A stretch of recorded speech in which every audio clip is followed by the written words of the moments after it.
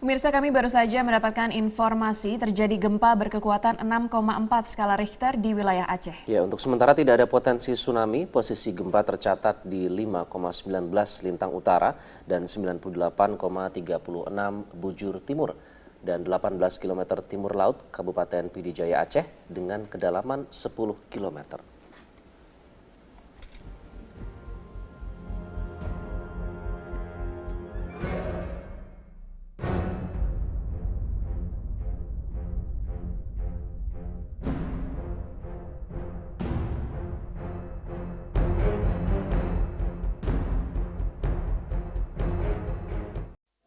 Sementara itu, calon gubernur DKI Jakarta Agus Harimurti mencoba mencari dukungan dari komunitas wanita dengan menjanjikan sejumlah fasilitas umum ramah perempuan. Sementara itu, calon nomor urut 3 Anies Baswedan mendatangi Pondok Pesantren Darujana untuk memperingati Hari Guru. Agus Yudhoyono menghadiri acara yang diadakan komunitas perempuan di kawasan Pejompongan, Jakarta Barat. Ia yang sempat berkarir di militer berdialog dengan warga seputar isu prostitusi di sejumlah wilayah di Jakarta.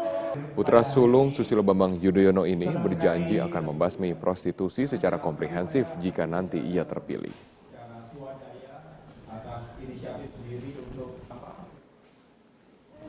Kampanye juga dilakukan oleh calon gubernur DKI Jakarta Anies Baswedan dengan menghadiri undangan silaturahmi di Pondok Pesantren Darujana, Ulu Jami, Jakarta Selatan. Sebagai tokoh pendidikan yang menginginkan sekolah Islam di Indonesia dapat bersaing secara global. Anies juga berpesan di hadapan puluhan pengajar untuk dapat memajukan sekolah Islam sehingga dapat bergelut di kancah internasional.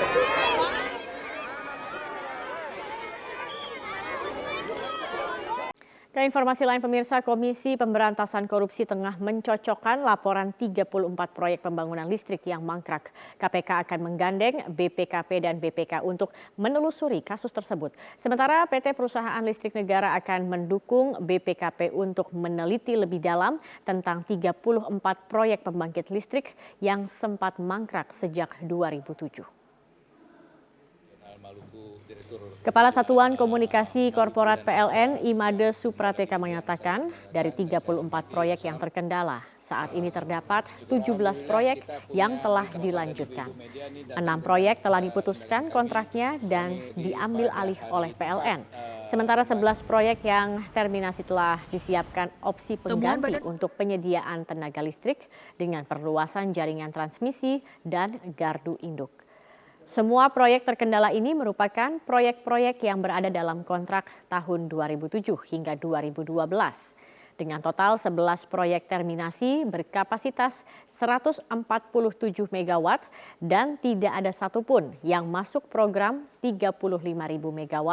Penyelesaian proyek terkendala ini terbantu dengan adanya Perpres nomor 4 tahun 2016 tentang percepatan infrastruktur kelistrikan. Ini ada 17 yang berjalan ya, 17 yang berjalan sudah go on ya. Jadi ada 17 yang sudah go on dan ada 11 yang akan di-terminate ya, terminate. Ya, jadi ada juga yang sekitar 3 yang sedang dalam proses untuk terminasi karena akan dilanjutkan oleh PLN ya. Ratusan rumah warga di Kabupaten Bojonegoro, Jawa Timur rusak akibat diterjang hujan dan angin kencang. Meski tidak ada korban jiwa, namun akibat insiden ini warga menderita kerugian hingga puluhan juta rupiah. Dengan dibantu sejumlah petugas, warga bergotong royong memperbaiki rumah mereka yang rusak akibat diterjang hujan dan angin kencang. Selain menerjang rumah, hujan lebat yang disertai angin kencang tersebut juga merusak puluhan pohon dan sejumlah fasilitas umum. Hingga hari ini petugas masih melakukan pendataan untuk merinci jumlah kerugian masing-masing warga yang rumahnya rusak. Sebelumnya, hujan lebat yang disertai tiupan angin kencang melanda hampir di seluruh wilayah Kabupaten Bojonegoro, Jawa Timur pada Senin siang.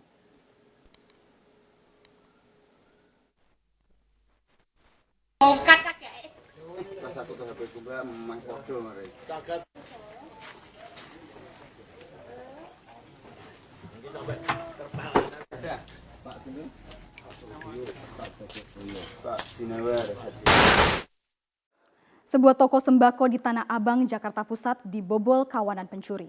pelaku berhasil membawa uang ratusan juta rupiah dan ratusan bungkus rokok dari dalam toko.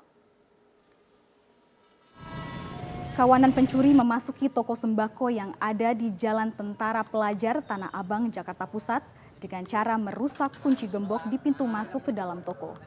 Setelah berhasil memasuki toko, pelaku membongkar berangkas uang dan membawa kabur uang ratusan juta rupiah. Selain membawa kabur uang, pelaku mengambil ratusan bungkus rokok. Menurut salah satu karyawan toko, aksi pencurian terjadi saat para pekerja tengah tidur di lantai atas. Aksi pencurian baru diketahui setelah para karyawan bangun dan membersihkan toko. Polsek Metro Tanah Abang yang tiba di lokasi langsung melakukan olah TKP dan memeriksa kamera CCTV yang terpasang di toko.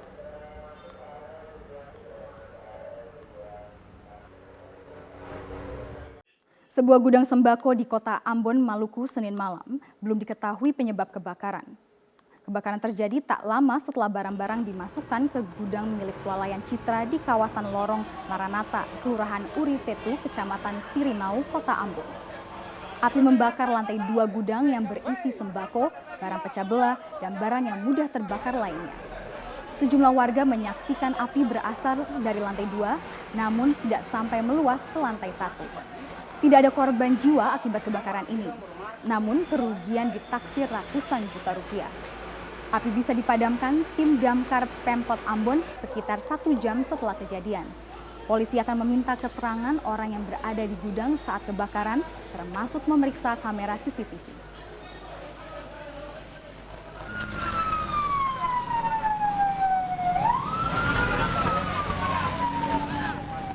Selamat pagi pemirsa, inilah headline news pukul 3 waktu Indonesia Barat. Upaya penculikan dan penyanderaan di perbatasan Filipina kembali terjadi. 2 warga negara Indonesia diduga diculik di perbatasan Malaysia-Filipina Selatan.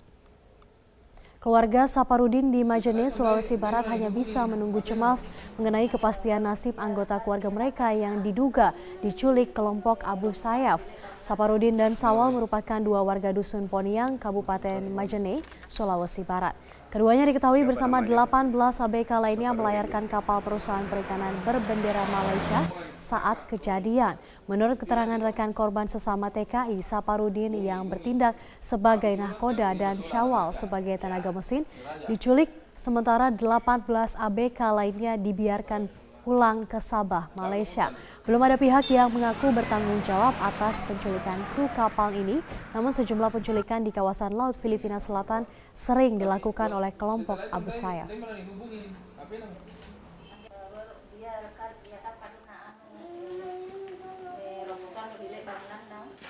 Oke, Mas Burhan, kalau misalnya menurut Anda, apakah betul kasus penistaan agama yang diduga dilakukan oleh Pak Ahok ini kemudian menjadi pintu masuk untuk melakukan aksi yang lebih jauh, yakni aksi makar? Begini, kalau kita lihat ya sinyalemen yang terjadi mengikuti kasus Al-Maidah 51 itu terlalu kecil kalau sasarannya hanya Pak Ahok. Jadi kalau saya lihat memang ada 2 indikasi. Indikasi pertama, Ahok semata-mata menjadi semacam sasaran antara untuk tujuan akhir yang bukan berhenti pada Ahok saja. Mengapa demikian? Kalau Ahok saja yang menjadi sasaran itu terlalu, tanda kutip, terlalu kecil. Terutama buat mereka yang punya motivasi politik di luar dari itu. Nah, apa alasannya? Alasannya simple. Jokowi menjelang 2 tahun pemerintahan, kita survei bulan Agustus 2016, itu di tingkat massa, itu tingkat kepuasannya mencapai 68%. Jadi tidak bisa dilepaskan dari konsolidasi kekuasaan Jokowi yang relatif sudah mature gitu ya di tingkat massa, dan saat yang sama itu dibarengi dengan konsolidasi di tingkat elit. Ada 69 kursi kekuatan Jokowi di DPR. Nah, yang menarik buat saya adalah ketika lapisan elit dan massa sudah berada di belakang pemerintahan nasional, kemudian ada pintu masuk melalui oposisi jalanan. Nah, pintu masuknya memang melalui kasus Ahok. Mengapa demikian? Karena kalau sudah bicara faktor primordial, itu rasionalitas berhenti. Dan kebetulan memang harus diakui, pernyataan Ahok itu politically incorrect gitu loh. Karena dia sudah masuk pada wilayah Ahok yang diyakini oleh sebagian orang. Gimana? Kenapa kemudian yang disasar Ahok tapi tujuannya jauh lebih dari itu? Siapa yang kemudian ini nggak bisa dilepaskan dari 2019. Kalau misalnya Jokowi terlalu kuat di tingkat massa dan di tingkat elit, sulit untuk bisa menyaingi Jokowi di 2019. Jadi ada 2 tujuan utamanya. Pertama, kalau misalnya tidak dibikin semacam make a dance, dibikin semacam dance itu semacam kelemahan gitu ya dari sekarang terhadap Jokowi, itu susah untuk mengalahkan di 2019. Yang kedua, harus diakui ada juga pertarungan internal siapa yang mau mendampingi Jokowi. Dan Ahok merupakan salah satu favorit. kandidat. Setidaknya kalau kita survei bulan Agustus, dia paling tinggi elektabilitasnya sebagai cawapres Jokowi. Kalau kemudian kasus ini itu praktis selesai sebenarnya buat Ahok kalau ingin menjadi cawapres. Baik, kita harus jeda terlebih dahulu. Ada persoalan internal juga. Selamat siang, inilah headline news pukul 13 waktu Indonesia Barat. Pemirsa, sebuah jembatan penghubung antar kecamatan di Blora, Jawa Tengah ambruk. Akibatnya warga harus menyeberangi sungai untuk beraktivitas sehari-hari. Dan seperti inilah kondisi jembatan yang menghubungkan sejumlah desa dan kecamatan di Blora.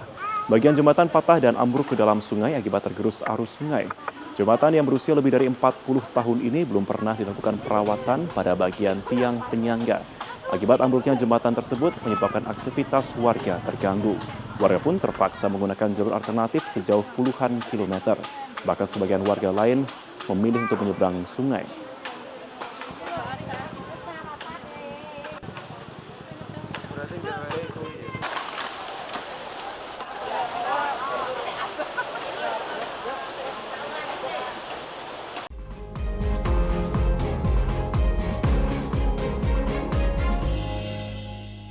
Kembali lagi di netizen, pemirsa. Supermoon merupakan fenomena bulan tampak lebih besar dan terang dibandingkan saat tanggal purnama lainnya. Nah, fenomena langit supermoon ini kemarin bisa disaksikan 14 November 2016 dan bulan akan terlihat paling besar dan terang dalam kurun waktu 70 tahun terakhir. Nah, supermoon 14 November 2016 merupakan supermoon yang terdekat dan tercerah dan terbesar ya sejak tahun 1948. Jadi supermoon ini pemirsa terjadi ketika bulan mencapai fase penuhnya atau bulan purnama dan berada di titik terdekat dengan bumi dan tentunya membuat bulan terlihat lebih besar dan terang dibandingkan dengan bulan purnama biasa. Di Indonesia, tepatnya di Banyuwangi, Jawa Timur, di Pantai Boom, sekitar pukul 19 waktu Indonesia Barat kemarin, fenomena supermoon sudah berada dengan sudut 15 derajat dari pandangan. Nah, puluhan pengunjung wisata pantai tentunya tidak ingin ya melewatkan fenomena alam supermoon yang terjadi kurang lebih 70 tahun sekali. Jadi besar bulan sekilas memang tampak sama dibandingkan dengan purnama lainnya, namun cahayanya tampak lebih terang. Nah, ada efek-efek supermoon atau fakta supermoon. Ini dia, kita lihat beberapa foto yang sudah diunggah begitu oleh para netizen ketika mereka laporan, saya lagi lihat supermoon.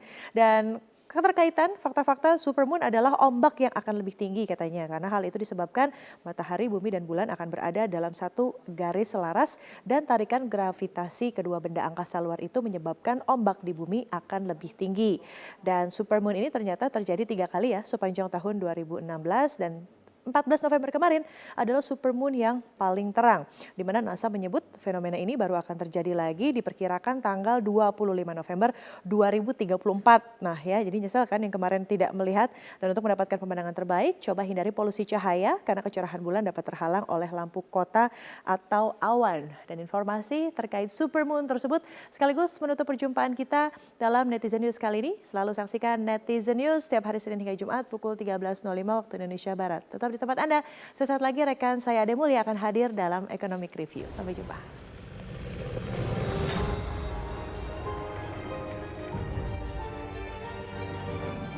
Papa? No, you must leave here. This castle is alive. Who's there? Do you wish to take your father's place? Come into the light.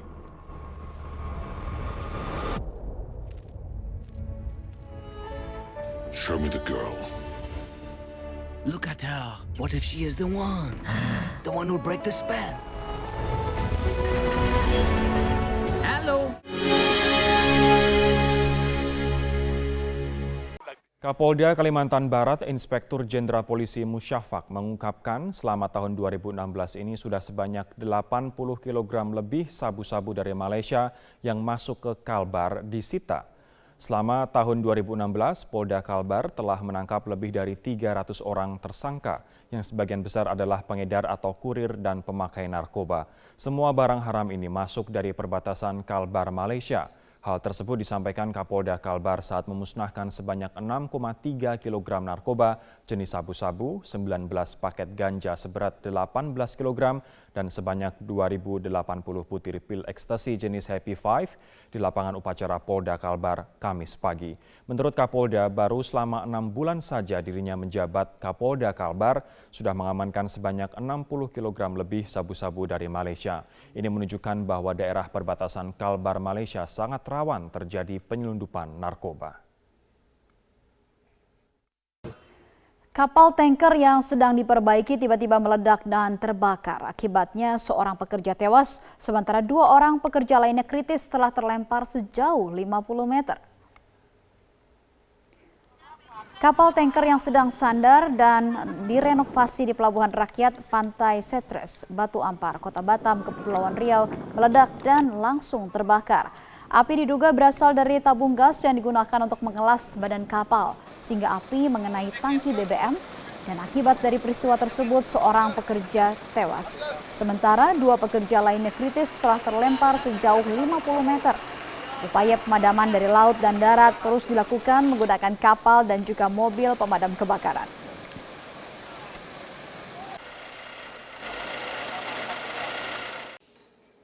Selamat pagi, inilah headline news pukul 6 waktu Indonesia Barat. Diduga korsleting pada bagian mesin, 1 unit mobil krain milik PT Pelindo 1 Medan, Sumatera Utara ludes terbakar pada Selasa malam. Tidak ada korban jiwa dalam kejadian ini, namun ditaksir kerugian mencapai miliaran rupiah. Kobaran api yang semakin membesar ini sempat membuat panik para pekerja yang hendak bongkar muat peti kemas di dermaga 113, kawasan Ujung Baru, Medan. Banyaknya bahan mudah terbakar ditambah kencangnya tiupan angin membuat api sulit dipadamkan. Bahkan api nyaris membakar kapal yang sedang sandar di dermaga tersebut. Akhirnya api berhasil dipadamkan 1 jam kemudian setelah 4 unit mobil pemadam kebakaran dikerahkan. Kepolisian Resort Pelabuhan Belawan masih menyelidiki penyebab pasti kebakaran mobil krain ini.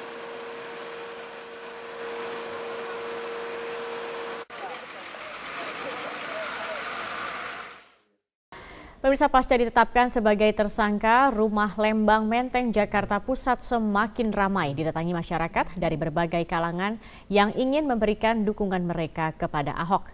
Mereka datang dari berbagai kalangan, mulai dari selebriti tanah air hingga seorang lelaki tua yang menggunakan tongkatnya.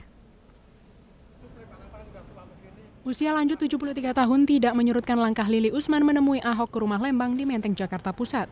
Lili pun harus mengayuh sepeda sejauh 7 km dari rumahnya di kawasan Mampang Perapatan, Jakarta Selatan demi berbicara langsung dengan calon gubernur pilihannya. Status tersangka yang melekat pada Ahok tidak menyurutkan niat Lili mendukung Ahok yang disebut Lili sebagai gubernur pembawa perubahan.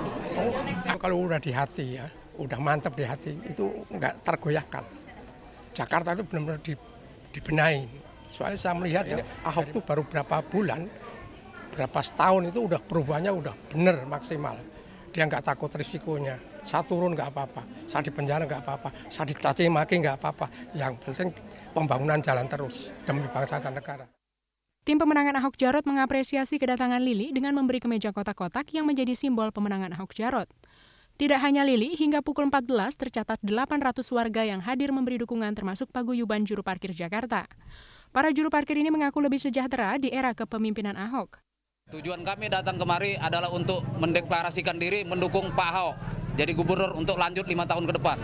Jadi dengan adanya parkir meter ini, kehidupan juru parkir yang tadinya di jalanan segala macam itu lebih tertata rapi. Kami tiap bulan mendapatkan gaji dan dijamin oleh kesehatan, yaitu BPJS Kesehatan. Lili Nazarudin dan warga lainnya selalu hadir di Rumah Lembang yang disebut Ahok sebagai rumah aspirasi. Loyalitas pendukung calon gubernur DKI Jakarta tentunya tidak perlu dipertanyakan. Mereka siap untuk memberikan seluruh hatinya jika mereka yakin di pundak siapa kepercayaan tersebut dipertaruhkan. Dan hari ini membuktikan bahwa status tersangka yang disandang oleh calon gubernur DKI Jakarta Basuki Cahayapurnama ini tidak berpengaruh pada kepercayaan dari para pendukung. Mereka tidak gentar dan justru semangat mereka semakin terbakar. Dari Jakarta, Clara Alverina, Wikeri Sesa, Metro TV. Dan pemirsa, kita beralih ke informasi lain. Kebakaran hebat menghanguskan kantor Bupati Kabupaten Melawi, Kalimantan Barat. Meski tidak ada korban jiwa dalam kebakaran tersebut, namun kerugian ditaksir mencapai miliaran rupiah. Kencangnya angin dan bangunan kantor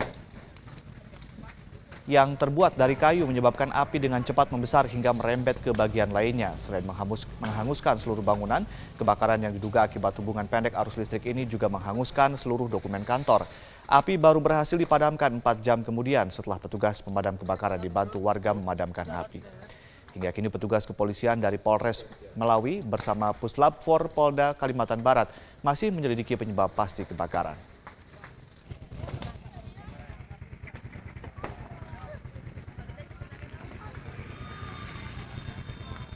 Hingga sore ini proses pencarian 15 nelayan KM Mulia Jati masih berlangsung, dan untuk mengetahui perkembangan terbaru proses pencarian, rekan Ferry Prihardi akan menyampaikan laporan selengkapnya langsung dari Tuban, Jawa Timur. Ferry, apakah pencarian dari tim SAR sudah membuahkan hasil, Ferry? Ada sekitar pukul 13.30 atau 1 jam setengah yang lalu, tim di posko antemortem DVI yang ada di dermaga PT TI ini mendapatkan informasi dari tim pencarian yang berada di titik lokasi bahwa sudah ada 3 nelayan yang ditemukan pada pencarian dari pagi hingga siang hari ini. Namun ketiga yang sudah ditemukan tersebut belum diketahui identitasnya dan 3 ditemukan dalam kondisi tewas. Saat ini ketiganya tengah dalam perjalanan untuk dibawa ke dermaga untuk selanjutnya diidentifikasi oleh tim dari Disaster Victim Identification Bidokes Polda Jawa Timur. Nanti 3 yang sudah ditemukan tersebut akan dibawa untuk selanjutnya diidentifikasi di RSUD Tuban, dan proses identifikasi dengan menginput atau memasukkan seluruh informasi yang berasal dari seluruh pihak, baik itu dari pihak pemilik kapal, pihak keluarga, dan juga pihak kepolisian, masih terus dilakukan hingga saat ini. Terhitung sejak pukul 14 tadi, 15 identitas sudah diketahui secara nama, dan 2 nama yang baru masuk adalah atas nama Budi Kurniawan ataupun Wawan dan juga Marto atau Andri. Keduanya merupakan warga Kecamatan Jekulo, Kabupaten Kudus. Dan saat ini sambil menunggu proses pencarian di lautan yang berkisar 40 km dari pantai di Tuban ini masih terus berlangsung. Diperkirakan batas pencarian untuk hari ini akan berlangsung hingga pukul 17 ataupun 17.30 melihat kondisi cuaca dan juga melihat kondisi pencahayaan, karena proses pencarian tidak mungkin dilakukan setelah malam hari. Ade. Ya, Ferry, lalu bagaimanakah dengan kemungkinan penyebab terjadinya tabrakan tersebut, Ferry?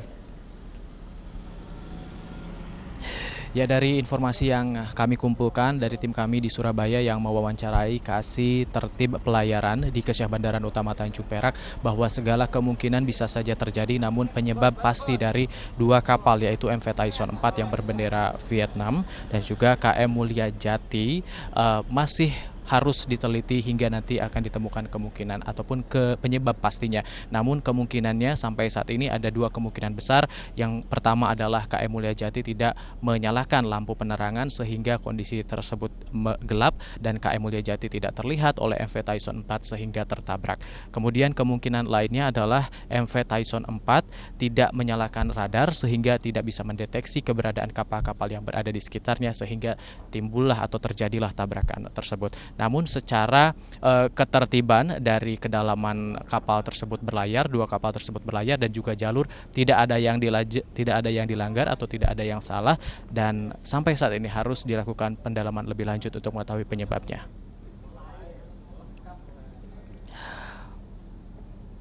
Untuk sementara kembali ke studio Ade. Baik, terima kasih Ferry Prihardi melaporkan langsung dari Tuban, Jawa Timur, dan selamat kembali bertugas. Ke informasi lain, pemirsa, Komisi Pemberantasan Korupsi tengah mencocokkan laporan 34 proyek pembangunan listrik yang mangkrak. KPK akan menggandeng BPKP dan BPK untuk menelusuri kasus tersebut. Sementara PT Perusahaan Listrik Negara akan mendukung BPKP untuk meneliti lebih dalam tentang 34 proyek pembangkit listrik yang sempat mangkrak sejak 2007. Kepala Satuan Komunikasi Korporat PLN Imade Suprateka mengatakan dari 34 proyek yang terkendala, saat ini terdapat 17 proyek yang telah dilanjutkan. 6 proyek telah diputuskan kontraknya dan diambil alih oleh PLN. Sementara 11 proyek yang terminasi telah disiapkan opsi pengganti untuk penyediaan tenaga listrik dengan perluasan jaringan transmisi dan gardu induk. Semua proyek terkendala ini merupakan proyek-proyek yang berada dalam kontrak tahun 2007 hingga 2012. Dengan total 11 proyek terminasi berkapasitas 147 MW dan tidak ada satupun yang masuk program 35.000 MW. Penyelesaian proyek terkendala ini terbantu dengan adanya Perpres nomor 4 tahun 2016 tentang percepatan infrastruktur kelistrikan. Ini ada 17 yang berjalan ya, 17 yang berjalan sudah go on ya. Jadi ada 17 yang sudah go on dan ada 11 yang akan di-terminate ya, terminate. Ya, jadi ada juga yang sekitar 3 yang sedang dalam proses untuk diterminasi karena akan dilanjutkan oleh PLN ya. Pemirsa, Kementerian Dalam Negeri masih menunggak hutang senilai 90 juta US dollar dalam proyek KTP elektronik tahun 2011-2012. Data 110 juta warga negara Indonesia terancam disalahgunakan oleh pihak asing. Menteri Dalam Negeri Cahyokumolo mengungkapkan tagihan dari perusahaan Amerika mitra Kementerian Dalam Negeri dalam proyek KTP elektronik 2011-2012. Menurut Cahyo, dana tersebut sudah dibayarkan, namun ternyata perusahaan tetap mengirimkan tagihan. Cahyo menyatakan hal yang perlu dikhawatirkan adalah data 110 juta warga bisa disalahgunakan oleh pihak asing. Hal ini sudah dikomunikasikan dengan KPK untuk ditindaklanjuti. Itu yang perusahaan itu hampir terus mengejar saya. Saya sudah ketemu, tidak mungkin kami dan DPR minta dianggarkan kembali 90 juta US, nggak mungkin. Kami juga sudah konsul ke KPK juga KPK tidak setuju, sudah dianggarkan lewat APBN, didukung oleh DPR, kok mau minta lagi? Ini problemnya, karena ini menyangkut 110 juta data penduduk Indonesia. Inilah headline news pukul 9 waktu Indonesia Barat. Pemirsa, kecelakaan lalu lintas terjadi di Jalan Lintas Sumatera jalur Medan menuju Aceh antara sebuah mobil pickup yang membawa pekerja PLN dan sebuah minibus. Akibatnya 1 orang tewas dan 7 lainnya luka-luka. Peristiwa berawal saat mobil pickup membawa 8 orang pekerja kontrak pemasangan tiang PLN yang melaju dengan kecepatan tinggi dari arah Medan menuju Pangkalan Berandan. Namun naas saat hendak melewati truk di Jalan Lintas Sumatera, Desa Air Hitam, tiba-tiba mobil oleng hilang kendali kemudian menabrak mobil minibus yang datang dari arah berlawanan hingga kedua mobil terbalik. Polisi lalu lintas yang turun ke lokasi kejadian bersama warga mengevakuasi semua korban ke RSUD Tanjung Pura. Seorang penumpang pickup tewas saat dalam perjalanan menuju rumah sakit, sedangkan 7 pekerja kontrak PLN lainnya mengalami luka-luka.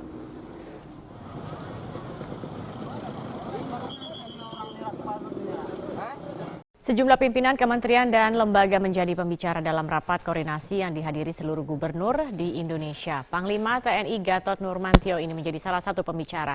Kami langsung bergabung bersama rekan kami ada Desa Lampesi langsung dari kantor Kemendagri Jakarta.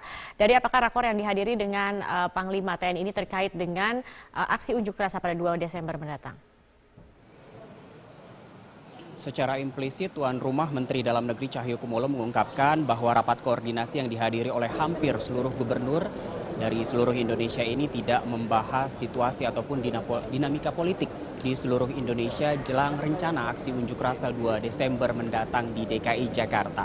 Untuk kali ini rapat koordinasi pembicaranya ada 7 orang dari level pimpinan lembaga maupun kementerian dan beberapa di antaranya memang digelar secara tertutup sehingga tidak bisa diliput oleh media. Salah satu pembicara pada saat menyampaikan materi secara tertutup ialah Menko Polhukam Wiranto. Usai memberikan materinya, Wiranto mengungkapkan bahwa apa yang dia sampaikan kepada para gubernur hanyalah sebatas pemetaan keamanan politik dan hukum yang sudah dilakukan oleh pihak Menko Polhukam. Selain itu, Menko Polhukam juga menyatakan bahwa ada 3 daerah yang dinyatakan rawan terkait dengan pelaksanaan Pilkada 2017 tahun depan, diantaranya ialah Aceh, DKI Jakarta, dan juga Papua. Ketiga daerah ini dianggap memiliki indikasi penuh rawan atau indikasi yang tinggi terhadap tingkat kerawanan pada gelaran pilkada mendatang. Namun Wiranto menolak untuk menjabarkan apa saja indikasi-indikasi tersebut sehingga ketiga daerah tadi yaitu Aceh, DKI Jakarta dan juga Papua dikatakan sebagai daerah yang rawan untuk gelaran pilkada mendatang. Selain itu ada satu aspek yang dianggap rawan dalam pilkada nanti yaitu kemungkinan terjadinya penyalahgunaan kewenangan yang dilakukan oleh kontestan ataupun pasangan petahana. Selain itu, Panglima TNI Jenderal Gatot Nurmantio juga baru saja memberikan koordinasinya di hadapan para gubernur secara terbuka. Ada satu pendapat yang dikeluarkan atau satu poin yang saya garis bawahi dari apa yang disampaikan oleh Panglima TNI terkait dengan rencana aksi demonstrasi 2 Desember mendatang. Panglima mengungkapkan bahwa jika demonstrasi 4 November kemarin betul-betul dari hati dan hanya fokus kepada penegakan hukum kasus Ahok, sementara untuk demo 2 Desember nanti sudah ditunggangi oleh pihak asing. Bahkan Panglima juga menyebut sejumlah negara. Kita lihat pernyataannya. Dan pasti akumulasi luar pun ikut. Kenapa? Karena tanggal 20 kemarin saya dikejutkan berita bahwa Habib Rizik dianiaya oleh oknum Kostrad sampai masuk rumah sakit. Dan saya cek tidak ada. Dan saya telusuri berita itu ada 2 sumbernya. Dari wilayah Australia dan New Jersey, USA. Menteri Dalam Negeri Cahyokumolo tadi usai Panglima TNI memberikan pemaparannya meminta kepada seluruh masyarakat Indonesia untuk betul-betul cerdas dan menyikapi dengan bijak mana yang perlu dilakukan dan mana yang tidak agar keutuhan bangsa Indonesia tidak mudah dipecah belah oleh pihak asing terutama dari negara-negara lain yang memiliki kepentingan di Indonesia untuk memecah belah bangsa.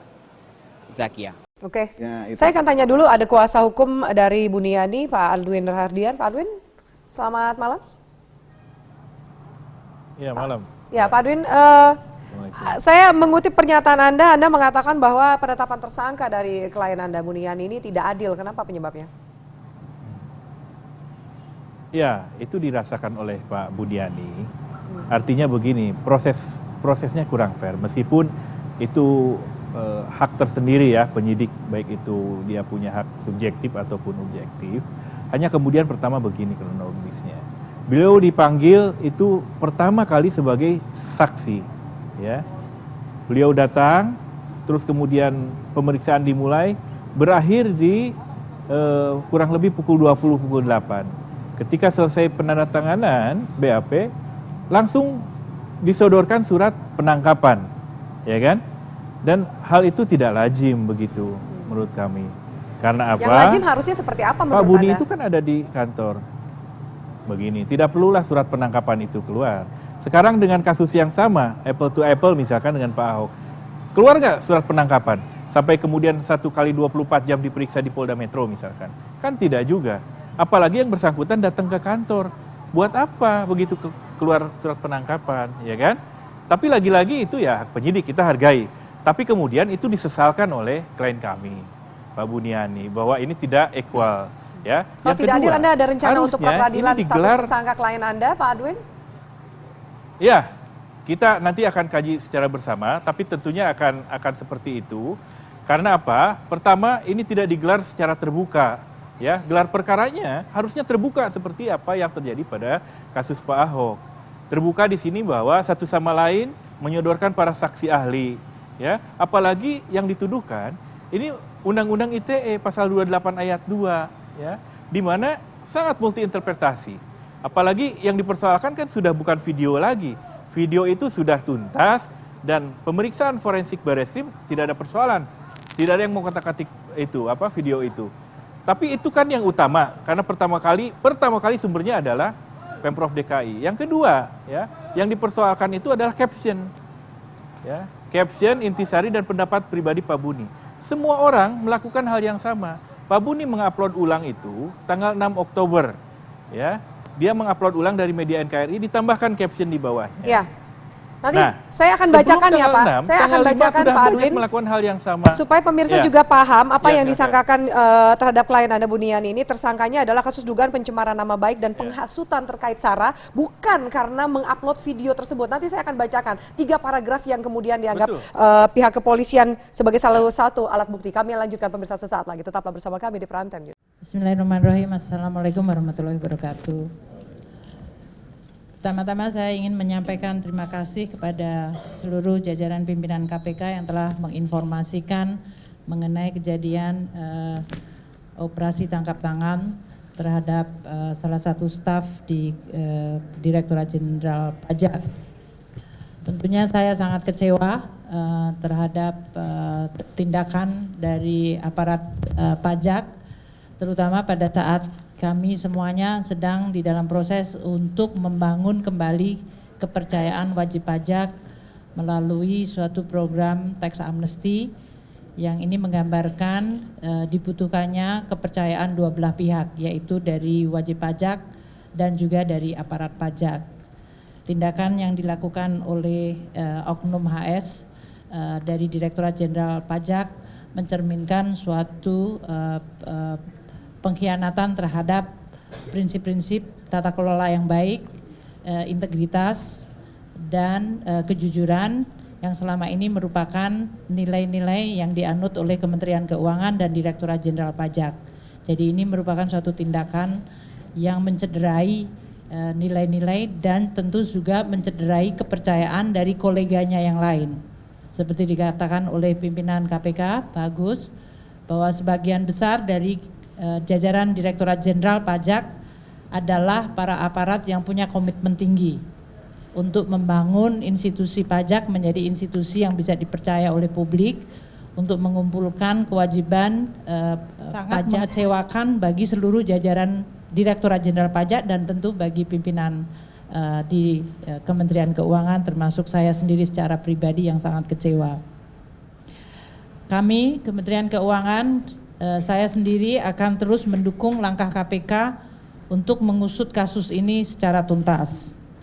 Kasus ini sudah masuk di dalam proses penegakan hukum dan oleh karena itu Kementerian Keuangan akan berkomitmen membuka akses yang seluas-luasnya bagi KPK untuk mendalami kasus ini.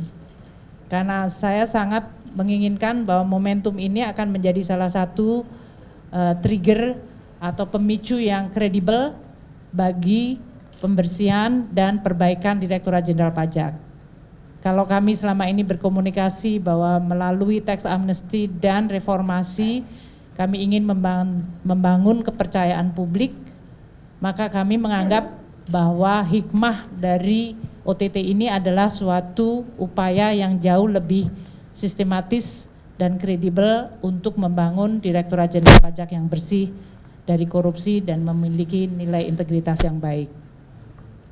Kami juga akan bekerja sama dengan KPK untuk mengintensifkan berbagai upaya pencegahan korupsi dan memperbaiki sistem tidak hanya di Direktorat Jenderal Pajak, tadi di Kementerian Keuangan keseluruhan. Kami menganggap bahwa Kementerian Keuangan merupakan lembaga yang sangat penting, sangat strategis yang memiliki amanah untuk mengelola keuangan negara secara bersih dan kredibel. Dan itu tidak mungkin dilakukan secara sendiri tanpa ada bantuan dan dukungan dari institusi yang kredibel seperti KPK. Sehingga saya sangat menyambut dan meminta untuk KPK membantu kami. Sehubungan dengan reformasi di Direktorat Jenderal Pajak yang telah saya sampaikan beberapa saat ini, maka saya akan segera membentuk dan mengumumkan tim reformasi di Direktorat Jenderal Pajak yang tidak hanya menyangkut masalah korupsi, tapi menyangkut ada 5 hal yang sangat strategis. Yang tentu pertama adalah masalah SDM dan Code of Conduct, yang ini menyangkut masalah integriti, pembersihan terhadap aspek-aspek korupsi, tapi lebih kepada juga perbaikan skill, kompeten, dan profesionalisme. Yang kedua adalah menyangkut masalah information system dan database, karena ini akan sangat membantu kami untuk mengidentifikasikan kewajiban dari wajib pajak secara objektif dan mengurangi interaksi dari aparat pajak secara tidak perlu yang kemudian bisa menimbulkan berbagai transaksi seperti yang terjadi pada OTT ini. Yang ketiga, kami perlu dan memandang penting untuk memperbaiki bisnis proses. Selamat malam, Anda menyaksikan Headline News pukul 21 waktu Indonesia Barat. Pemirsa, Polda Metro Jaya telah menetapkan Buniyani sebagai tersangka terkait dugaan pencemaran nama baik. Untuk mengetahui informasi selengkapnya, kita simak langsung mendengarkan keterangan pers dari Kabid Humas Polda Metro Jaya, Kombes Pol Awi Setiono. Romawi 10 2016 PMJ di Reskrim Sus pada tanggal 7 Oktober 2016. Kita ketahui bersama bahwasannya LB tersebut pelapornya adalah Andi Windo Wahidin SHMH. Kasusnya tentang pencemaran nama baik dan penghasutan atau SARA. Adapun untuk identitas terlapor, yaitu nama BY, jenis kelamin laki-laki, tempat tanggal lahir Lombok Timur 16 Mei 1969, pekerjaan dosen agama Islam, Kewarganegaraan Indonesia, alamat Kalibaru, Permai, Blok B2, nomor 15, RT 002007, Kelurahan Kalibaru, Kecamatan Cilodong, Depok, Jawa Barat.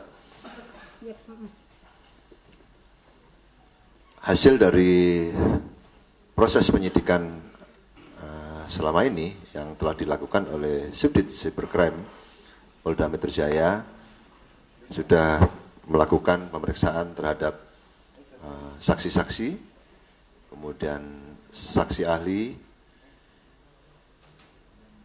sampai dengan hari ini kita telah melakukan pemanggilan terhadap terlapor.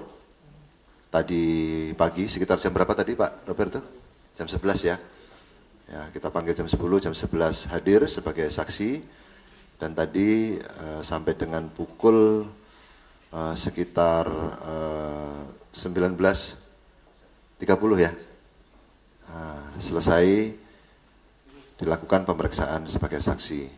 Namun demikian dengan hasil pemeriksaan, hasil konstruksi hukum, pengumpulan alat-alat bukti dari penyidik, pada kesempatan malam hari ini sekitar pukul 20.00 dengan bukti permulaan yang cukup, yang bersangkutan saudara BY kita naikkan statusnya menjadi tersangka. Bahwasanya yang bersangkutan dari tuduhan persangkaan oleh pelapor terkait dengan pencemaran nama baik dan penghasutan SARA yang dapat kita penuhi terkait dengan unsur-unsur perbuatan pidananya, yaitu terkait dengan Ini ada informasi terbaru, kami baru saja mendapatkannya. Telah terjadi gempa yang cukup besar yang mengguncang wilayah Jepang. Gempa berpotensi menimbulkan tsunami. Gempa mengguncang dengan kekuatan sekitar 6,9 hingga 7,3 skala Richter. Gempa terjadi di wilayah timur laut Jepang pagi ini dan berpotensi terjadi tsunami. Tsunami diperkirakan akan menyapu wilayah prefektur Fukushima, Jepang. Gelombang tsunami diperkirakan mencapai ketinggian 3 meter yang akan menyapu wilayah timur laut. Badan Geologi Amerika Serikat mengatakan gempa berkekuatan 6,9 skala Richter dengan kedalaman sekitar 11,3 km. Namun Badan Geologi Jepang memperkirakan gempa berkekuatan 7,3 skala Richter ini terjadi pada pukul 6 pagi waktu Jepang di perairan Fukushima. Di wilayah timur laut Jepang terdapat 4 lempeng tektonik yang memungkinkan terjadi gempa setiap tahunnya. Sebelumnya beberapa tahun lalu wilayah ini juga pernah diguncang gempa yang cukup hebat. Waktu itu reaktor nuklir Fukushima rusak berat dan warga harus dievakuasi. Sementara pada bulan April lalu gempa mengguncang prefektur Kumamoto di wilayah selatan Jepang. 1.700 orang dievakuasi dan 50 orang meninggal dunia.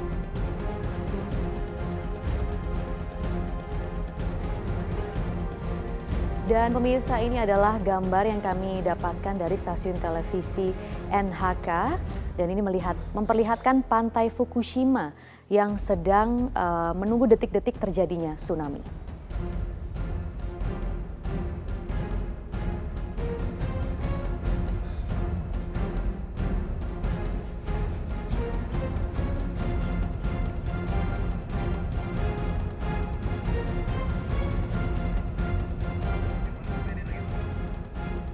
Ya, Jepang memang merupakan negara pemirsa yang sering terjadi gempa yang juga berpotensi terjadi tsunami dan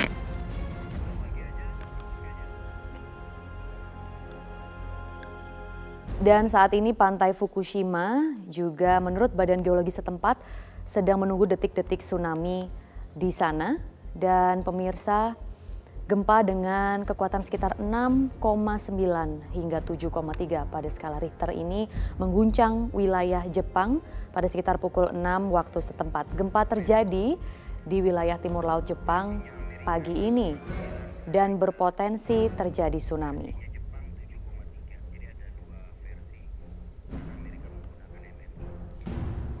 Dari Badan Geologi setempat sendiri, gempa ini diperkirakan mencapai 7,3 skala Richter. Dan gempa ini akan menyapu wilayah timur laut.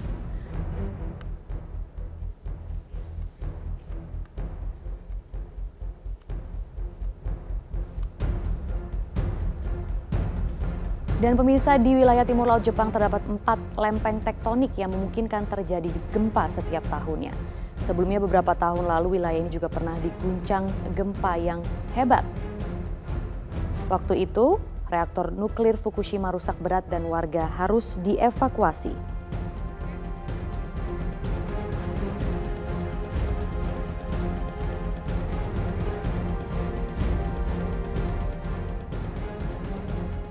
Oke, Mas Burhan, kalau misalnya menurut Anda, apakah betul kasus penistaan agama yang diduga dilakukan oleh Pak Ahok ini kemudian menjadi pintu masuk untuk melakukan aksi yang lebih jauh, yakni aksi makar?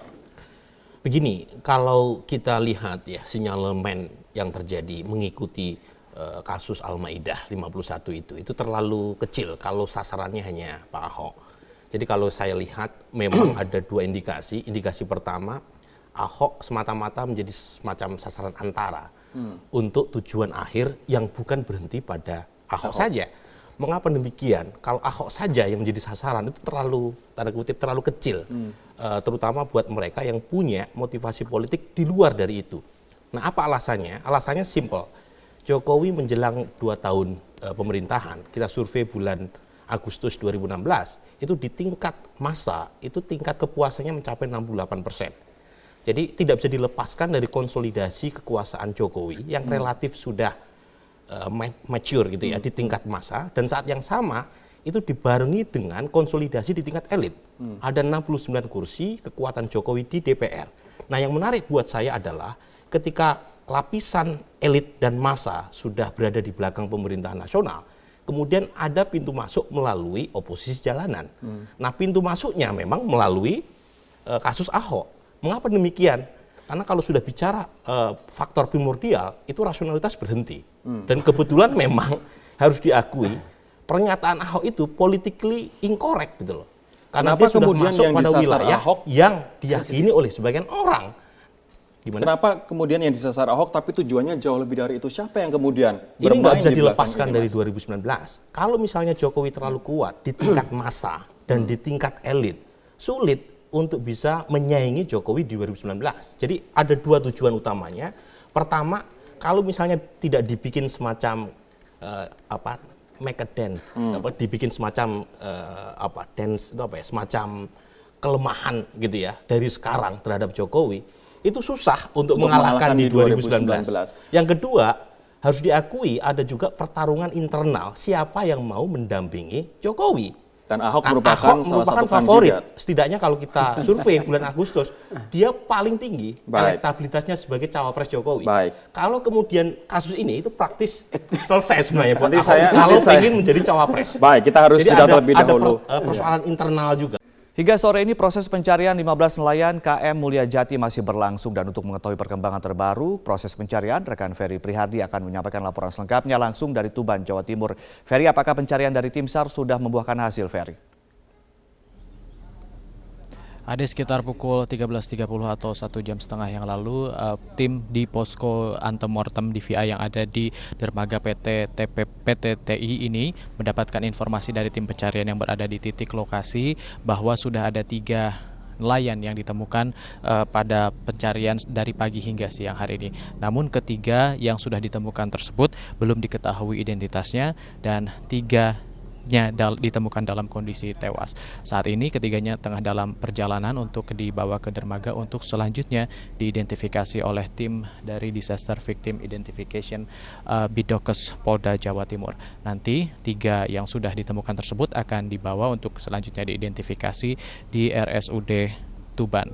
Dan proses identifikasi dengan menginput atau memasukkan seluruh informasi yang berasal dari seluruh pihak, baik itu dari pihak pemilik kapal, pihak keluarga, dan juga pihak kepolisian masih terus dilakukan hingga saat ini. Terhitung sejak pukul 14 tadi, 15 identitas sudah diketahui secara nama dan 2 nama yang baru masuk adalah atas nama Budi Kurniawan ataupun Wawan dan juga Marto atau Andri. Keduanya merupakan warga Kecamatan Jekulo, Kabupaten Kudus. Dan saat ini sambil menunggu proses pencarian di lautan yang berkisar 40 km dari pantai di Tuban ini masih terus berlangsung. Diperkirakan batas pencarian untuk hari ini akan berlangsung hingga pukul 17 ataupun 17.30 melihat kondisi cuaca dan juga melihat kondisi pencahayaan karena proses pencarian tidak mungkin dilakukan setelah malam hari. Ade. Ya, Ferry, lalu bagaimanakah dengan kemungkinan penyebab terjadinya tabrakan tersebut, Ferry?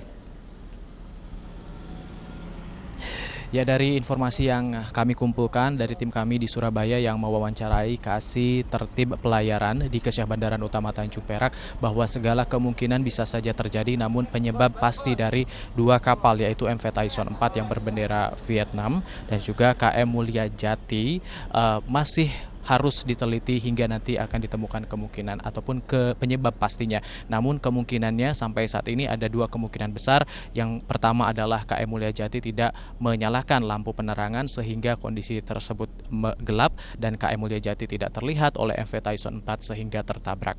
Kemudian kemungkinan lainnya adalah MV Tyson 4 tidak menyalakan radar sehingga tidak bisa mendeteksi keberadaan kapal-kapal yang berada di sekitarnya sehingga timbullah atau terjadilah tabrakan tersebut. Namun secara ketertiban dari kedalaman kapal tersebut berlayar, 2 kapal tersebut berlayar dan juga jalur tidak ada yang dilanggar atau tidak ada yang salah dan sampai saat ini harus dilakukan pendalaman lebih lanjut untuk mengetahui penyebabnya.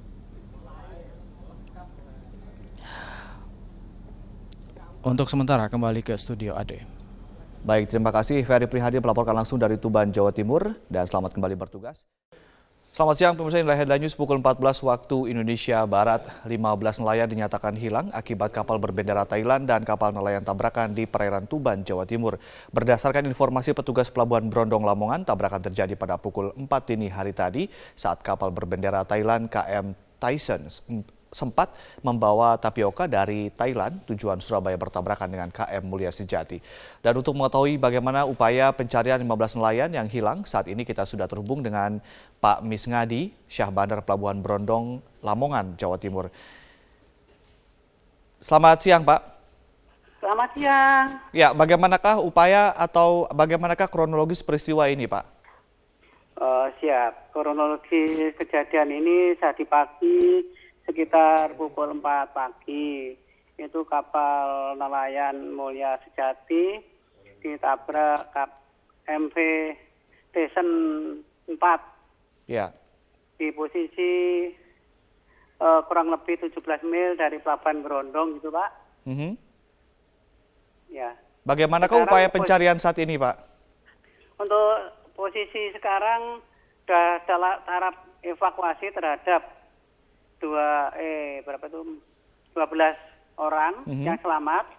Untuk yang 15 masih belum diketahui nasibnya. Jadi ini yang 12 untuk dievakuasi ke Pelabuhan Lamongan Sorbes untuk mendapatkan pertolongan lebih lanjut gitu, Pak. Jadi masih 15 orang masih dicari ya Pak Misngadi ya?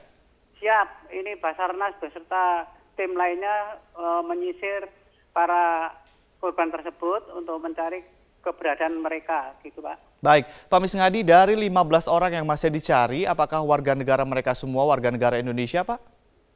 Oh, yang dicari ini warga negara kita, Pak. Ini Baik. nelayan dari Juwana, Jawa Tengah, gitu, Pak. Ya.